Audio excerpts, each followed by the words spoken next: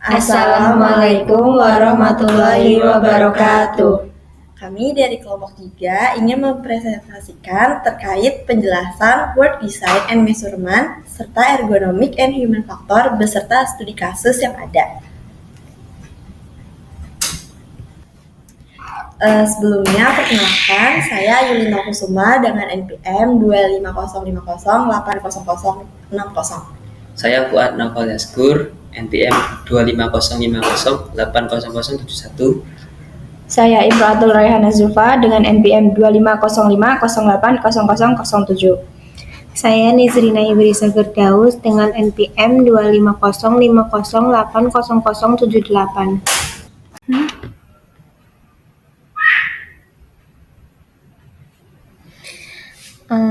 Pembahasan yang pertama merupakan work design and measurement. Yang dimaksud work design adalah proses merancang pekerjaan untuk menentukan isi tugas, aktivitas, hubungan, dan tanggung jawabnya, melibatkan penentuan siapa yang melakukan tugas, bagaimana tugas itu dilakukan, dan hasil yang diharapkan. Jadi, work design merupakan proses merancang atau menyusun suatu pekerjaan agar lebih efektif, efisien, dan memuaskan bagi si pekerja tersebut, dengan tujuan membuat si pekerja tersebut tidak hanya produktif tapi juga sehat dan menyenangkan.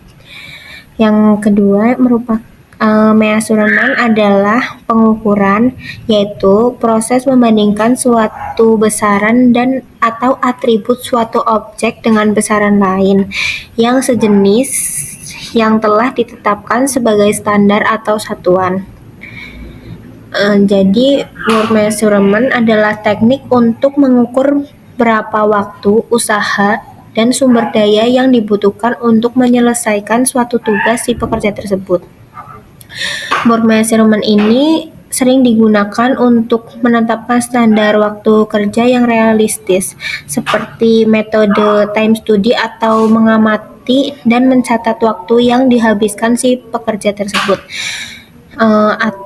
Juga dipakai sebagai work sampling atau mengambil sampel acak aktivitas yang menggunakan stopwatch.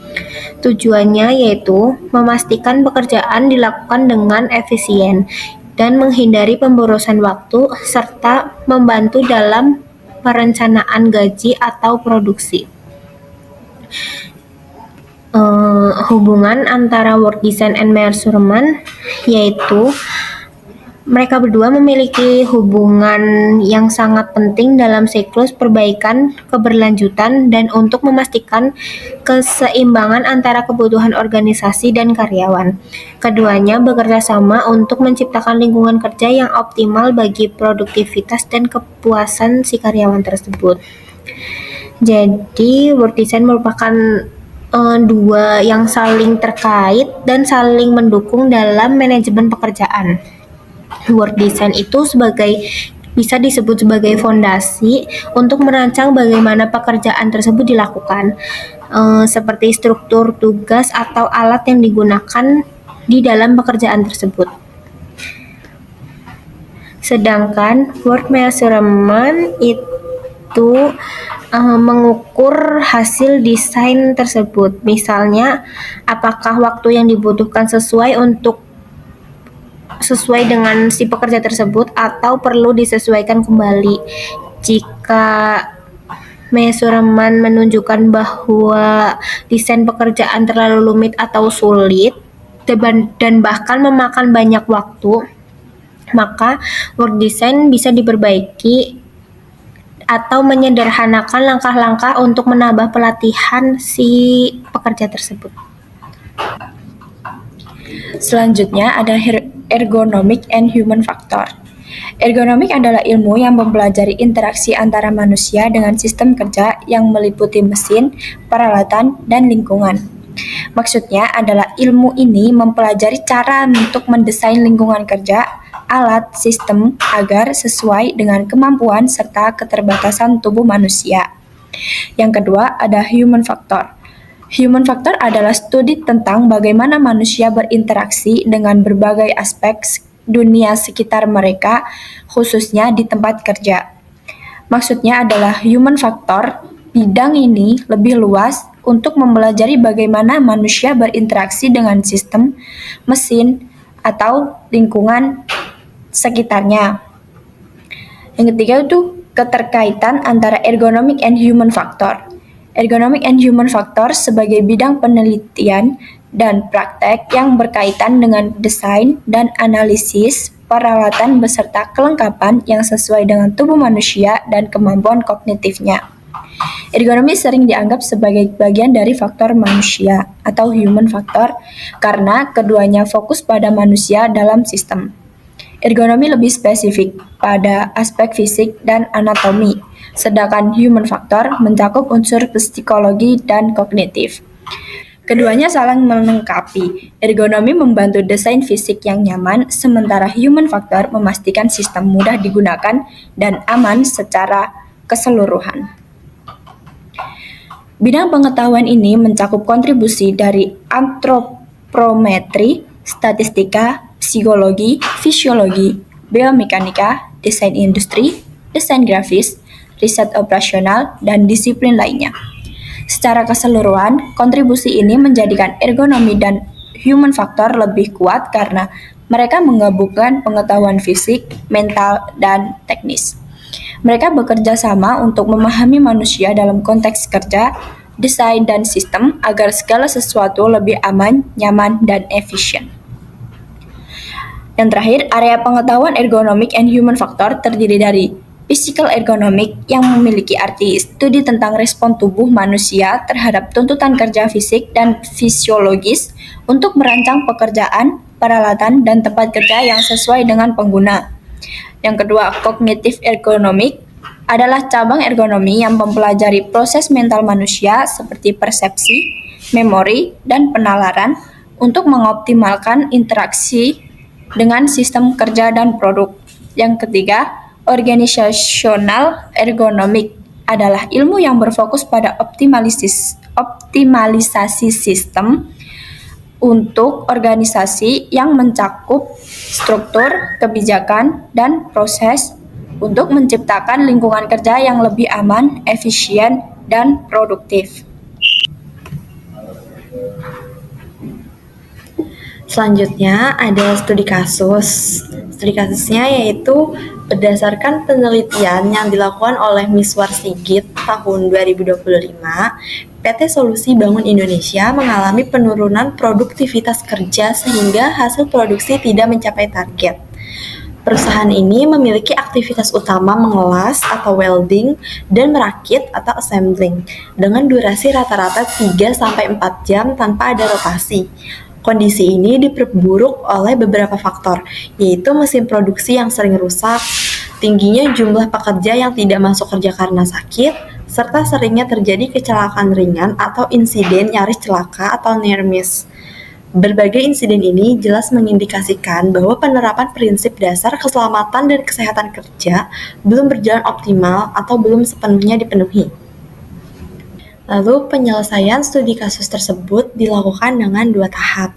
Tahap pertama itu ada analisa dan identifikasi masalah. Nah, di tahap ini itu tim melakukan analisa dan pendekatan serta observasi terhadap prosedur kerja, lingkungan kerja, dan berkomunikasi dengan para pekerja agar mengetahui permasalahan yang ada. Nah, setelah dilakukan observasi, pendekatan, komunikasi, dan analisa itu ditemukan beberapa masalah. Masalahnya itu menyangkut work design and work measurement. Masalah yang pertama itu ditemukan bahwa setiap para pekerja itu memiliki tugas yang banyak. Tugasnya itu berbeda dan berulang dilakukan di waktu yang bersamaan. Terus yang kedua itu tidak adanya sistem rotasi kerja, sehingga para pekerja itu mengalami kebosanan dan kelelahan baik secara fisik maupun mental. Lalu masalah yang ketiga itu belum adanya standar waktu kerja dan tidak adanya data target produksi yang jelas. Lalu permasalahan yang keempat itu beban antar pekerja belum seimbang. Selanjutnya dilakukan tahap kedua yaitu perbaikan. Setelah tahu apa saja masalahnya, tim itu melakukan perbaikan di sisi work design and work measurement. Jadi setelah tahu apa saja masalahnya, itu tim melakukan perbaikan di work design and work measurement-nya. Di work design-nya itu dilakukan rancang ulang setelah kerja. Jadi tindakannya yaitu menyederhanakan tugas pekerja. Jadinya yang tadinya pekerja itu mempunyai 2 beban kerja, itu welding dan assembling, itu hanya difokuskan pada satu saja. Lalu selain penyederhanaan tugas, itu adanya latihan setiap ada pekerjaan baru. Jadi setiap memulai pekerjaan yang baru itu dilakukan pelatihan terlebih dahulu. Lalu untuk work measurement-nya itu menggunakan metode pengukuran waktu untuk mengukur waktu berapa lama waktu yang dibutuhkan untuk pekerja itu melakukan pekerjaannya atau menyelesaikan pekerjaannya. Lalu perbaikannya juga tindakannya yaitu mengubah siklus kerja dan pembagian beban kerja agar lebih adil dan efisien. Jadi kesimpulannya yaitu work design and work measurement itu akan membuat pekerjaan itu lebih efisien, seimbang, dan nyaman untuk para pekerjanya. Selanjutnya saya akan menjelaskan ergonomik dan 5 faktor. Itu pertama, ergonomik. Ergonomik itu gampangnya itu adalah cara menyesuaikan tempat kerja sama manusia supaya kerja itu jadi nyaman dan nggak bikin capek. Nah, di PT Solusi Bangunan Indonesia ini, tempat kerjanya itu belum sesuai sama prinsip ergonomi. Contohnya, meja kerjanya ada yang terlalu tinggi atau terlalu rendah, pencahayaannya juga kurang terang, lalu posisi alat kerja juga agak jauh dari benda yang dikerjakan. Nah, akibatnya itu pekerja jadi capek, kurang fokus, dan kadang salah saat kerja. Tapi, setelah dilakukan perbaikan atau evaluasi, kayak nyesuaiin tinggi meja, nambah lampu, dan mindahin posisi alat biar lebih dekat, hasilnya lumayan banget. Kerjaan itu jadi lebih meningkat dan produktivitas meningkat juga. Oke. Dan lalu, yang kedua itu human factor. Kalau human factor ini berhubungan sama manusia itu sendiri, kayak sikap, kondisi mental, dan motivasi waktu kerja. Nah, di perusahaan ini, para pekerja ngerjain tugas yang sama terus tanpa rotasi. Nah, jadi mereka itu gampang bosan dan kurang semangat. Nah, untuk atasin hal itu, perusahaan akhirnya mulai ngelakuin rotasi kerja, kayak ngasih pelatihan rutin dan juga kasih insentif buat yang bisa capai target. Nah, kejar target gitulah maksudnya. Dan hasilnya itu semangat kerja jadi naik, kesalahan jadi lebih sedikit, dan kerja juga kelihatan lebih nyaman saat kerja. Nah, bisa disimpulkan kalau ekonomi dan human faktor itu sebenarnya saling nyambung ya.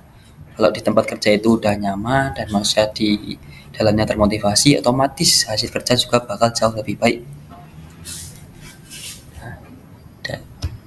Nah, itu adalah presentasi dari kelompok 3.